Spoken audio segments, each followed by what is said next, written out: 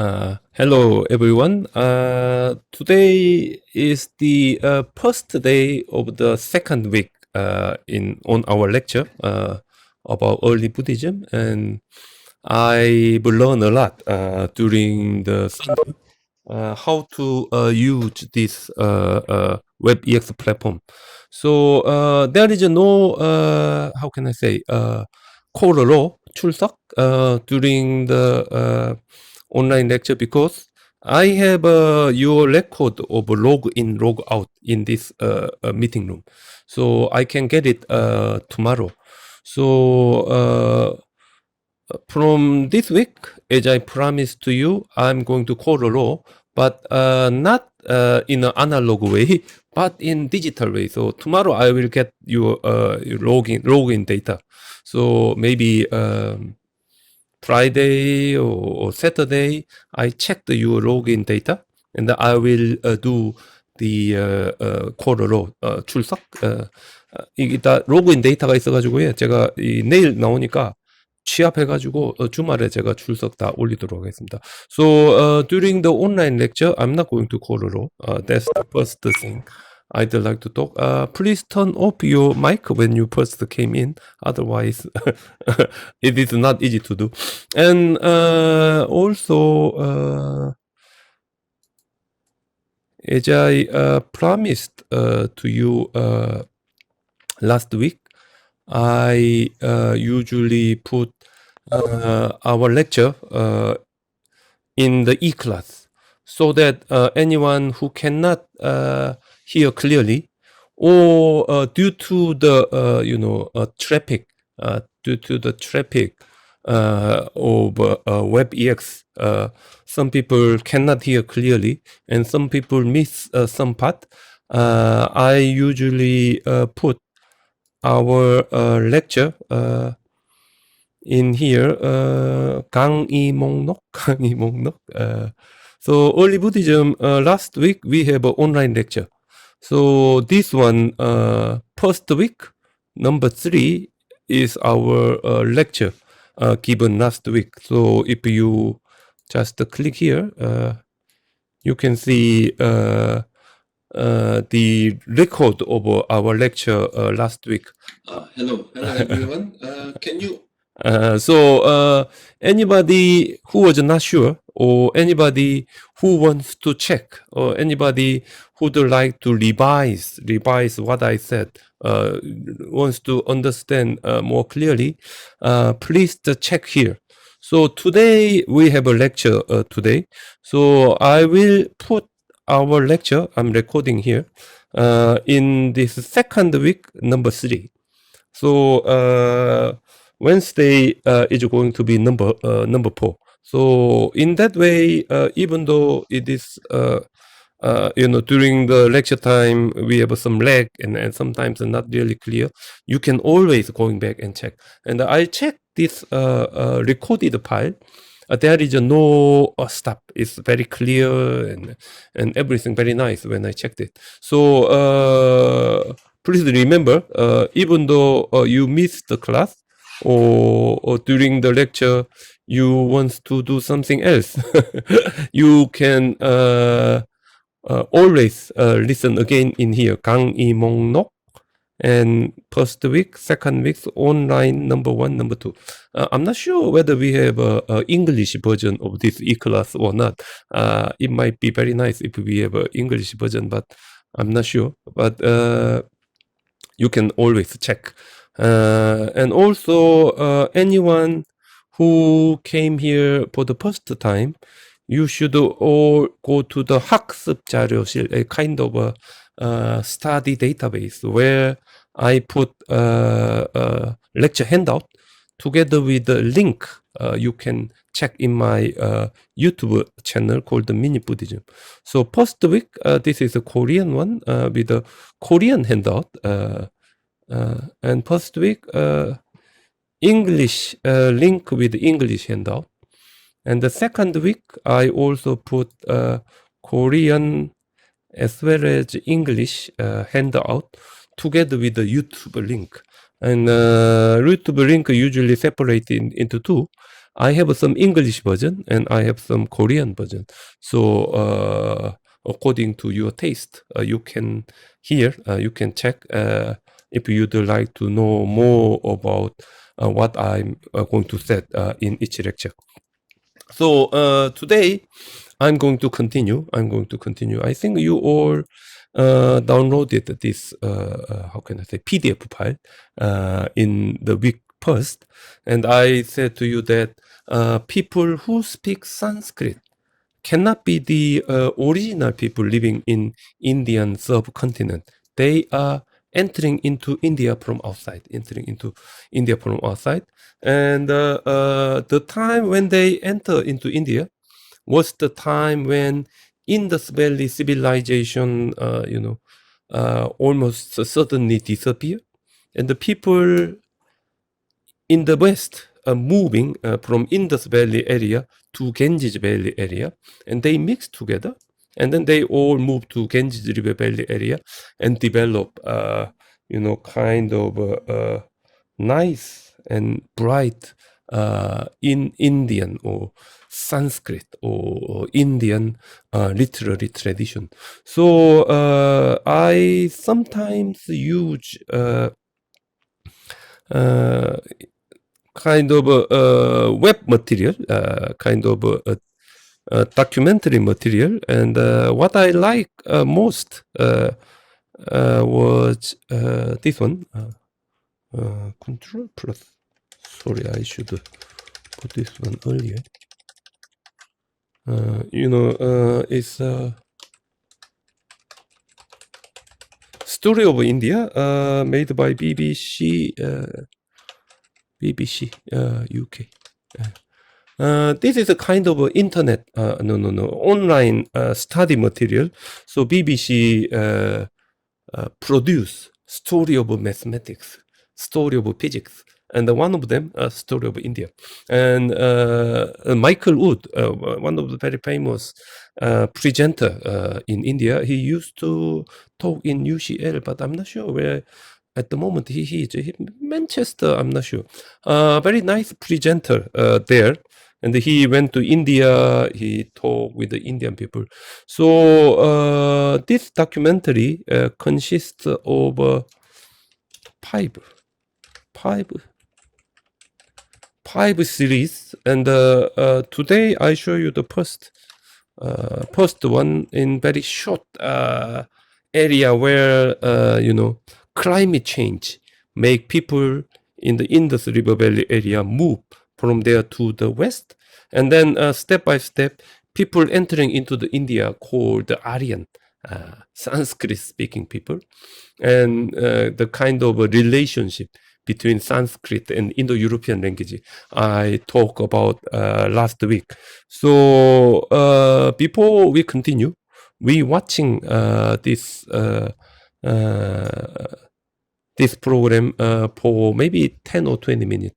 I have a Korean subtitle, so Korean student can see. I'm just a little bit worried about sound, but stop here. So I just want to show you the necessary changes on the language and the people speaking a particular language called Sanskrit. So as you see, around 1,500 people come in Iraq, Sanskrit speaking people who belongs to Indo-European language family entering into India. So when they enter into the India, they step by step moving from northwestern part to the eastern part, and some of them to the western part, and step by step they cover all over Indian subcontinent, and then they become a kind of a mainstream in developing Indian religious culture. Nowadays, it was called the Hinduism. We usually call it as a Hinduism.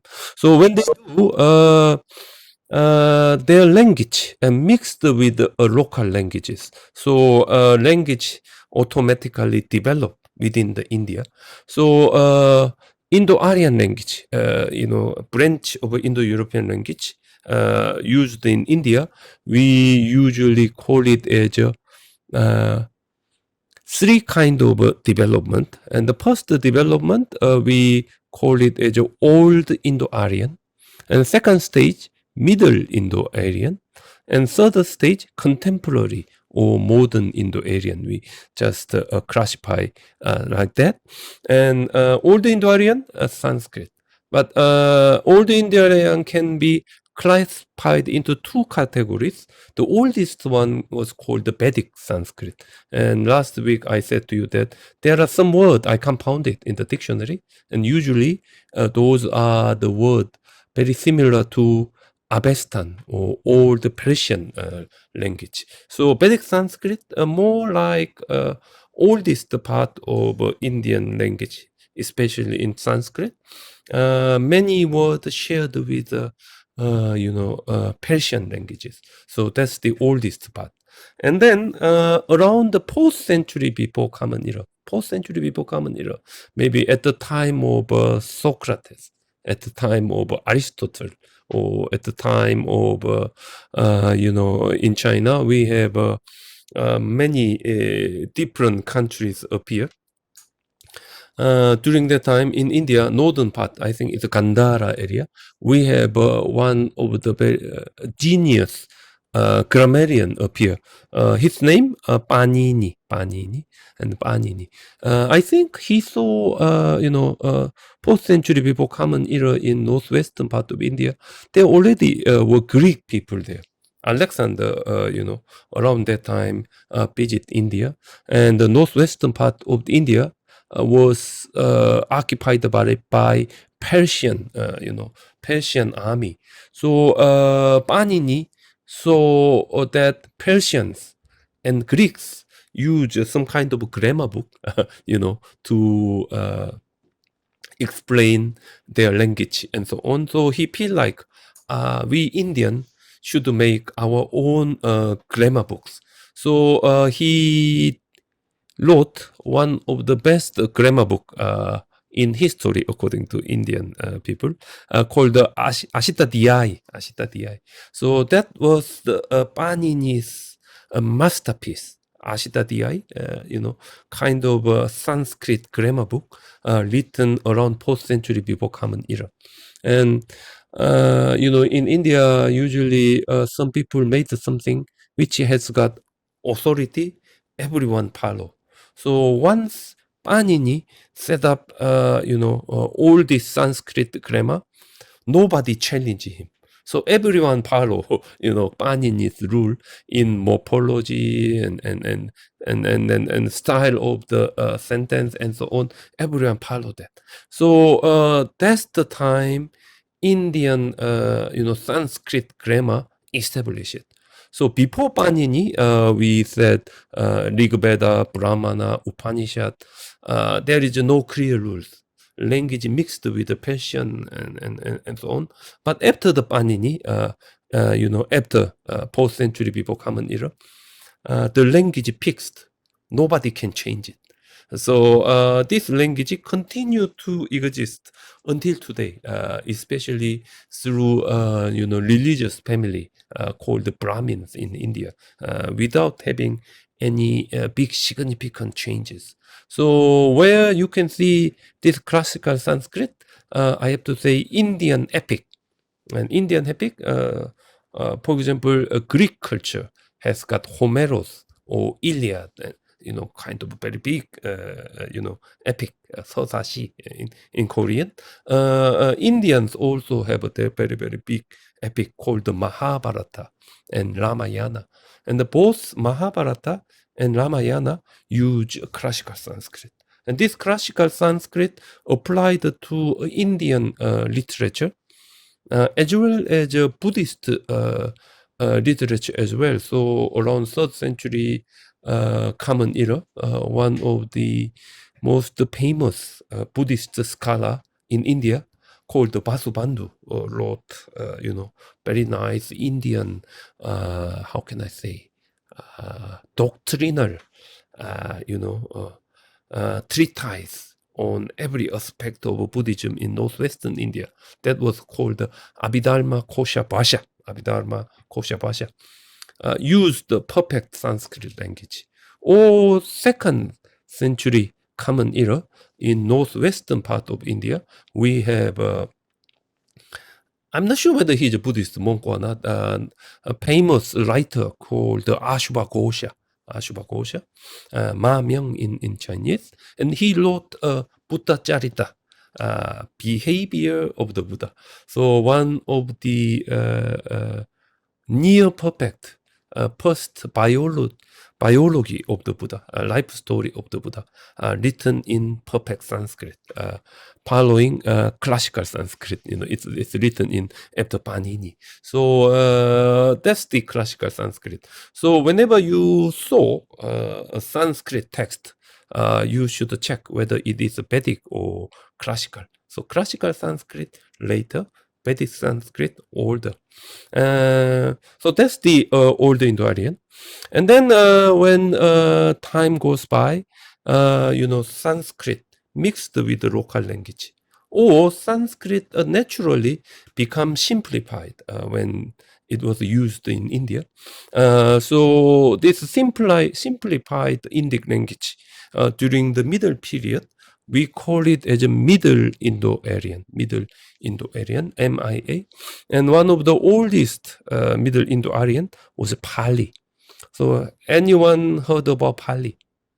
Pali is the language which was recorded, which is used to record Buddhist text preserved in Sri Lanka, Thailand, Myanmar, Laos, Cambodia, and so on. So Pali become the language of Southern Buddhism. Southern Buddhism, we usually call them as a Theravada. So if you go to Sri Lanka, if you go to Thailand, if you go to Myanmar, when you hear monks chanting, they use Pali language. So this is a Buddhist language, we usually call it. But if you go to Sri Lanka or Thailand, they usually say to you that the Pali is the language of the Buddha, because they preserve the teaching of the Buddha in Pali language. So they are very proud of their, heritage of preserving Pali Buddhist text. So they said this is the language of the Buddha. So Buddha Vajjana is a language. Buddha Vajjana, language of the Buddha. 부처님의 말씀. something like that. But when we actually check grammatical feature of the Pali language, compared with the language used in northeastern part of the India, I think this is a very important part you should understand. I just want to say more about it.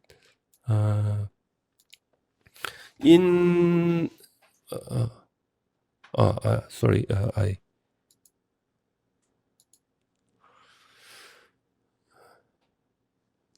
a bit slow, WebEx. I'm not sure. It should move here. Many people starting to talk in WebEx, and speed of WebEx slow down. Can you see this map of India? Can you see? Okay. So as you see here in the map of the India, Buddhism started here in northeastern part of the India, and in the old days when the Buddha was moving around there was an ancient kingdom there called the Magadha kingdom. So if you study very hard in your high school, you may heard oldest Indian kingdom, Koshala, in the north eastern part of India, Magadha, middle eastern part of India. So this area was Magadha. So in Magadha area, we might have a language there. But the Pali, the language of Southern Buddhism, when we check its grammatical picture. It is very similar, not to this northeastern part of the India, but in northwestern part of India. So Nadia is Madhya Pradesh here in the middle part. The language, the grammatical picture of the Pali is very similar to those Western, Western Prakrit. How can I say the Middle Indic language used in the Western part? So I have to say Pali cannot be the language of the Buddha directly, but there are many Buddhist texts still preserved and still developed. We found out in India or Afghanistan or Pakistan, but I have to say Pali is among the most close to the original language of the Buddha. That's for sure. That's for sure. So Pali is very important, but it is Middle Indic, Middle Indo-Aryan. So some student asked me, Sanskrit is the oldest language, and Pali is Middle Indic. So any Buddhist text written in Pali is later than Buddhist text written in Sanskrit. Because linguistic order, Sanskrit is first and Pali is second. So they usually say to me that Sanskrit is the original and Pali is a translation. And I have to say that's wrong. Because Sanskrit is a language of Aryans. Sanskrit is a language of people who enter into the India with their own linguistic heritage, together with their religious tradition. And the Sanskrit usually hand over not to the indigenous people, but among the families. Father teach Sanskrit to his son. So when his son become the father, hand over to his son. So that kind of excluded language is Sanskrit. So Sanskrit is the language only among religious class. So in India, we have a caste system, poor class of the people in social hierarchy. And according to Indian people, the highest one was called the Brahmin class, Brahmin, priest class. So Sanskrit is a language of those priest class, not for everyone. So when you think about the time of the Buddha, as I said to you last week, Buddhism developed not in the Aryan culture, but in different kind of culture. It's very far from the original, Sanskrit-speaking Aryan people entering into the India. So I think when the Buddha decided to teach what he become understood, what he became enlightened, he wants to use the language not in Sanskrit, but in Pali or local language or language of common people. Mainly because if he teach Buddhism in Sanskrit, it can only understood among very little, priest class in India. Only Brahmins can understand. But when I saw early Buddhist text, the Buddha wants everyone, access to the knowledge of what we should live, how to live a life, what could be the truth of the universe. So before Buddhism, I have to say, before Buddhism, among the Aryans, Sanskrit-speaking people, kind of a philosophical text, kind of a religious ceremony were exclusively belongs to Brahmin class or priest class. They never share them with the other people because that's how they are living, there. But the Buddha thought kind of knowledge we need to live a life, kind of knowledge we need to live in a righteous way, it should be open to everyone. So how to make it open to everyone? Use the language for common people, not to the exclusive few. So Sanskrit during the time of the Buddha is a language of the very tiny number of people, not for the everyone. So Middle Indo-Aryan, I have to say, during the time of the Buddha, is the language we usually use in our daily life. For example, how can I say? At this moment, in contemporary South Korea, we use a Korean language to communicate each other. But when I write a thesis, when I write the article, I usually use English so that my article can be read not just among the Korean people, but with my colleague in Thailand, my colleague in America, my colleague in UK. So when I use Sanskrit, I can share it with some kind of learned people or specialist group when we do it. So Sanskrit is something like that. Only among the priest class they share. Their local language might be different. Brahmins living in New Delhi, Brahmins living in Mumbai, Brahmins living in Kolkata, they use their own local language. So Brahmins living in a New Delhi area use Hindi, and the Brahmins living in Mumbai use Maharashtri, and the Brahmins living in Kolkata using Bengali. So Bengali, Maharashtri, very different. It's something like difference between Korean and Japanese. They can't communicate each other. Only Sanskrit they can communicate each other. So Middle Indic is their local language, like Bengali or Maharashtri or Hindi. But Sanskrit, if they like to become priest, they should learn more. That's the Sanskrit. So Sanskrit already at the time of the Buddha cannot be the living language. It's a language of the text, language of Veda, language of Upanishad, and so on and so on. So when the Buddha decided to use Pali, which means what he was talking about, truth of the universe, or what he was talking about, how to live a life in a righteous way, can be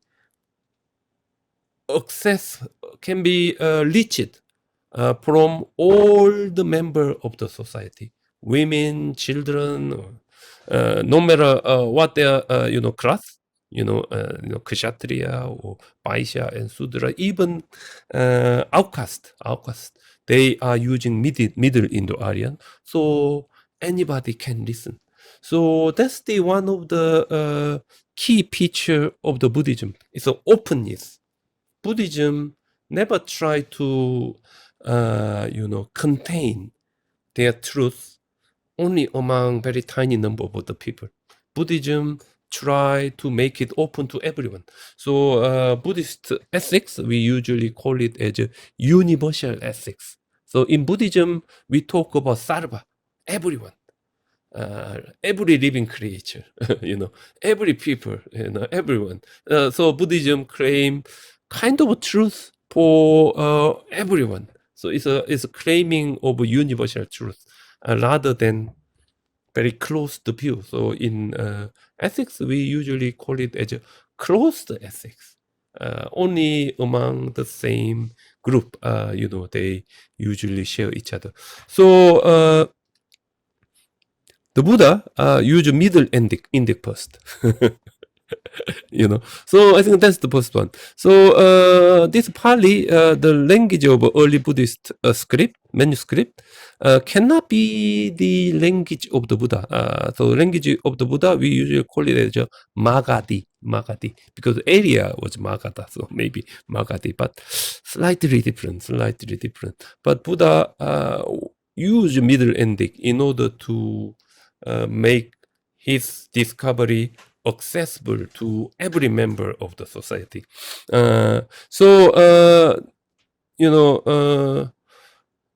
from the time of the Buddha until around, I think,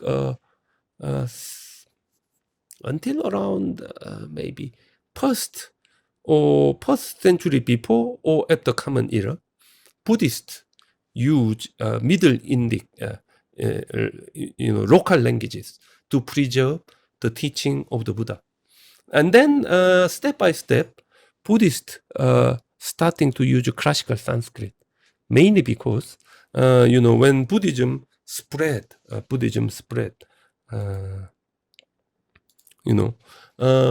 the time of the Buddha, Buddhism covered only this tiny part. But around the first, before and after, a Common Era, Buddhism spread, very large number of the India. And then, people here preserve teaching of the Buddha in, Bengali, very similar to Bengali, local dialect. People here preserve the teaching of the Buddha in the Western dialect.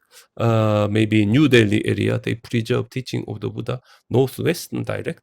And some of them, Hyderabad, they preserve teaching of the Buddha, Southern dialect.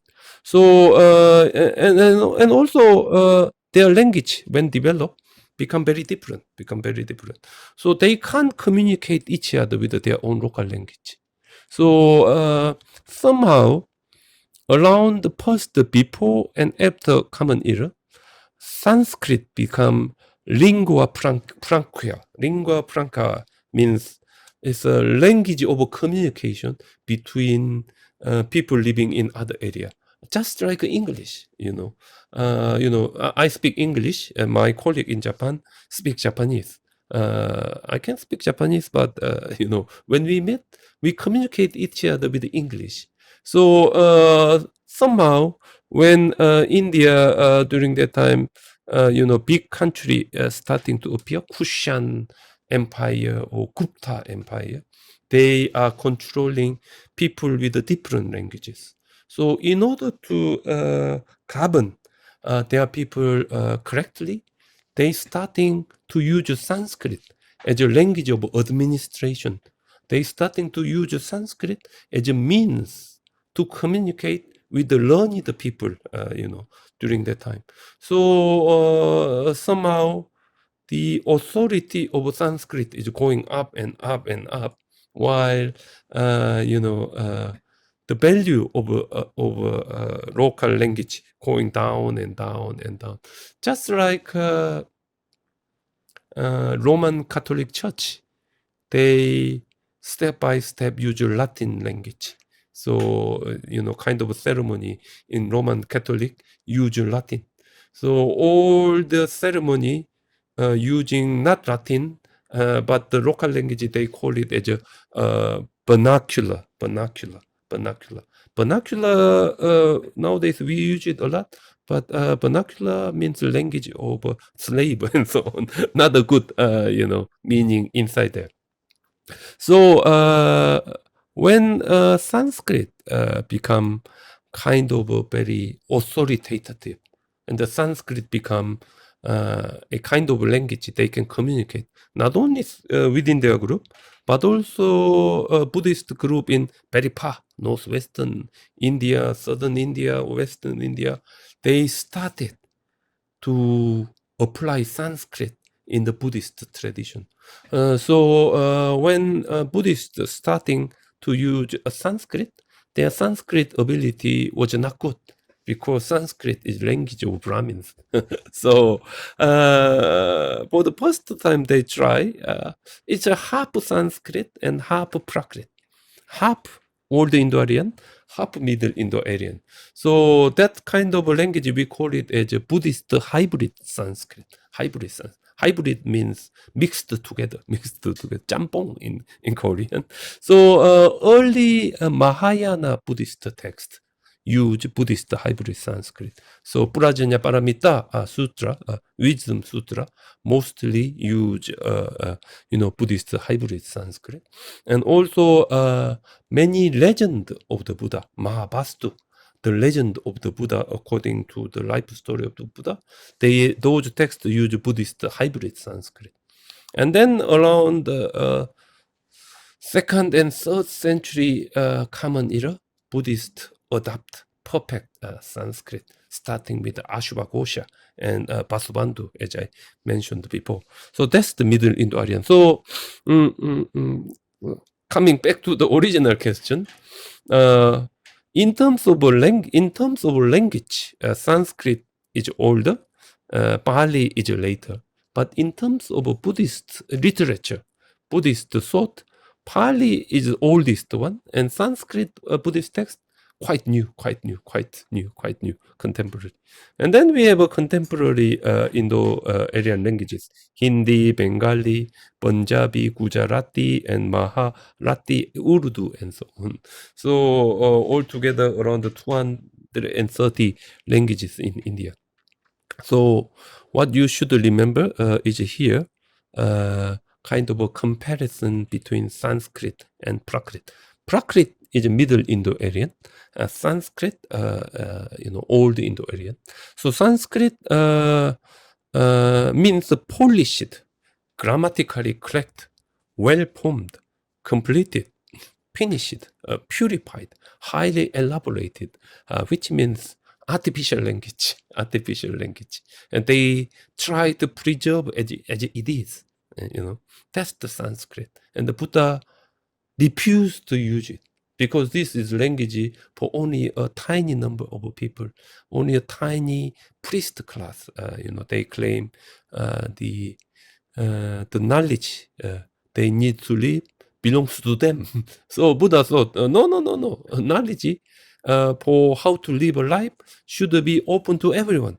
So he used Prakrit language. Prakrit, speech of the common people, unrefined, original, natural, artless, normal, ordinary. So I usually translate Prakrit as a language of common people.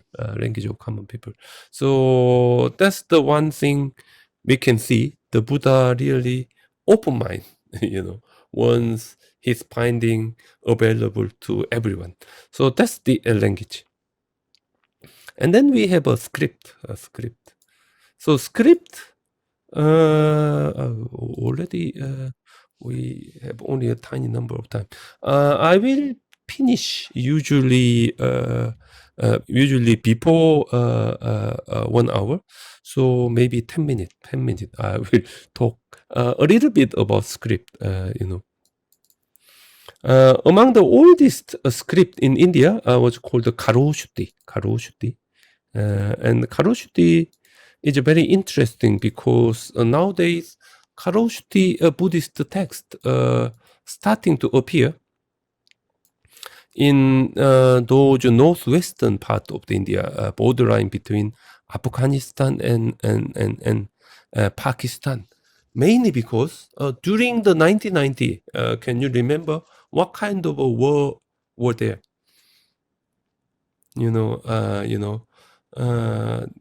There are some group of people they're fighting against America. Who was it? Osama bin Laden and Al Qaeda. So American army was there, and they bombard, northwestern part of Pakistan and Afghanistan. So Al Qaeda guerrilla army going up to the mountain. So this area is a highly mountainous area. It's very deep in the valley, highest mountainous valley. And then American airplane go there and do bombard some kind of middle or lower part of the area in that northwestern region. So where is my one note? Oh, sorry. So during the time when American army try to bombard, this is a very highest mountainous area, I have to say. Something like that. And the Taliban or Al Qaeda usually going up to the mountain into deep cave or something like that. So American airplane bombard this middle part of the mountainous area, and then in the old days that area was occupied with some Buddhist monks, Buddhist tradition. So we have a small kind of pagoda, very small pagoda at the height of around just 1 meter, not higher than my belly area. It's a small one. It's a stone kind of marker to show this is the tomb of one of the monk, or this is tomb of one of the lay disciple, and so on. So when American army bombard this area, we found out that below those kind of pagoda, there was a jar. We didn't know that. So this is a totally new discovery during the 1993 and 94. So some of the people in Afghanistan realized that when American army bombard that mountainous area, some area they can found this kind of jar underneath the Buddhist small pagoda. The size of this jar is not big, around this, not that big, but people collected that kind of jar, and one day around 20, I'm not sure, 15 or 20, this kind of jar become available in black market in Karachi. Karachi is, how can I say, kind of a seaport in Pakistan. Seaport in Pakistan. In this area. So those jars, when collected from Afghanistan, was available in black market in Pakistan area, and one of the English businessmen bought everything, and then he moved those jars from the Pakistan to England, and then he opened he opened the jar. Where is it? But as you can see here, inside of the jar, he found this. What was it?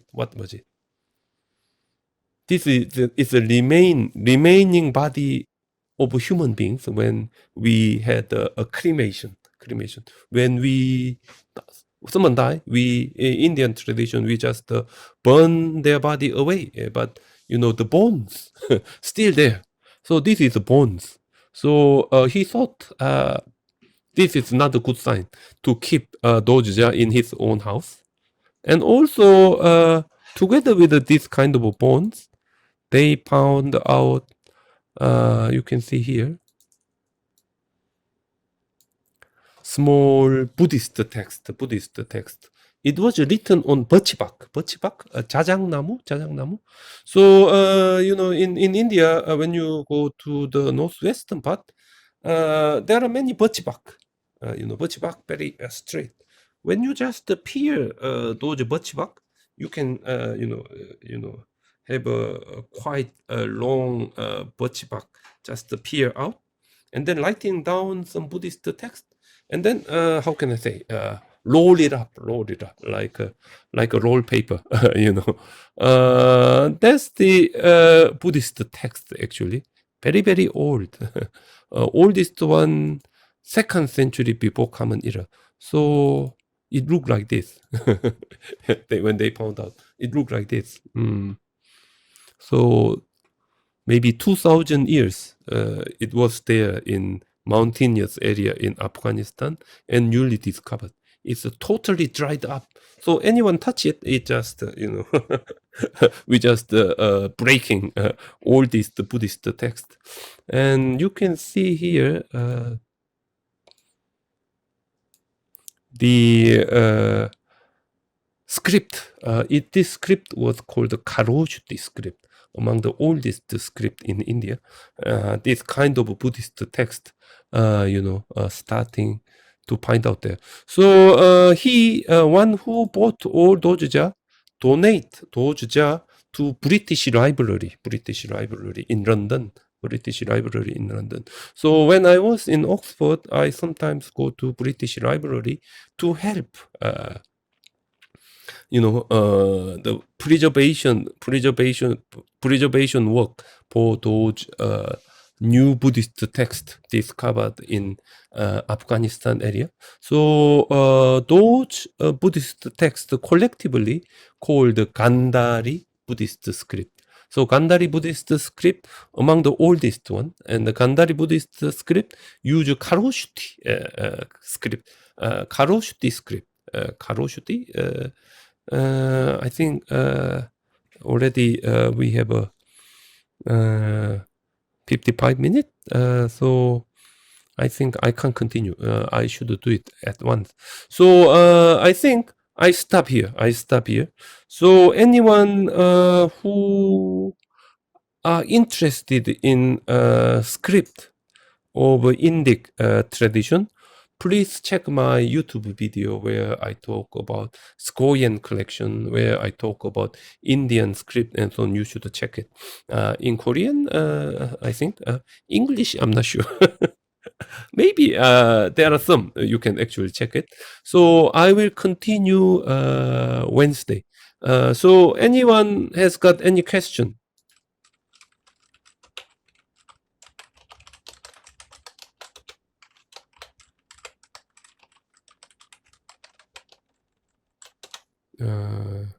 If you don't have any question, I think we can stop here. We can stop here today, and I hope you keep very clean. Use hand sanitizer all the time, and when you go out, please use a mask. And anyone become clean and healthy, then society become clean and healthy, so that we can overcome this COVID-19 epidemic. So I will see you all on Wednesday. Thank you very much. 감사합니다.